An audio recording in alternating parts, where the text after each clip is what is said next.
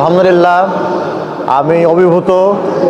আমার মতো ক্ষুদ্র একজন দিনের দায়ীকে এখানে জুমা পড়ানোর দায়িত্ব দেওয়ার জন্যে মহান আল্লাহর শুকরিয়া। কমিটির প্রতি অসংখ্য ধন্যবাদ। বিশেষ করে প্রতিষ্ঠাতা শ্রদ্ধাভাজন বড় ভাই রফিকুল ইসলাম সাহেব এবং দাতা সদস্য ইউনুস বাদল সহ যারা এই নান্দনিক এই মসজিদ তৈরি করেছেন, তার জন্য শুভকামনা দোয়া করি। তাদের পিতৃকুল মাতৃকুল সুর শাশুকুল থেকে যারা দুনিয়ার সফর শেষ করেছেন, আল্লাহ তাদেরকে জান্নাত উঁচু মাকাম দান করুন।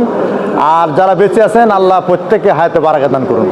বিশেষ করে আমাদের নাটোরের গর্ব এই সুনামধন্য ঐতিহ্যবাহী 201 গম্বুজ মসজিদের সম্মানিত পেশ ইমাম ও খতিব আল্লামা আব্দুল আল মামুন এবং একজন দিনের একনিষ্ঠ দায়ী শ্রদ্ধাভাজন বড় ভাই আব্দুল হান্নান, উভয়কে আল্লাহ তাআলা এই মসজিদের খেদমতের জন্য মঞ্জুর করুন। আল্লাহ তাদের সম্মান আর বহুগুণে বৃদ্ধি করুন। আলহামদুলিল্লাহ, আমি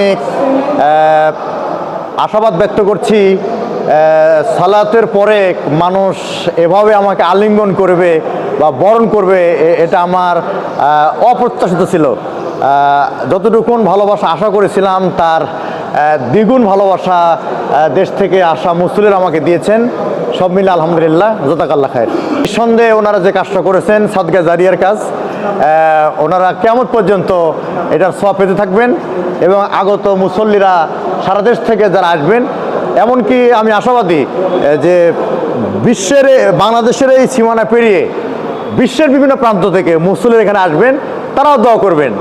তাদের এই দোয়ার যে অংশ সাদকা জারিয়া, সেটাও জনাব রফিকুল ইসলাম সাহেব এবং ইউনুস বাদল সাহেব পেতে থাকবেন ইনশাআল্লাহ।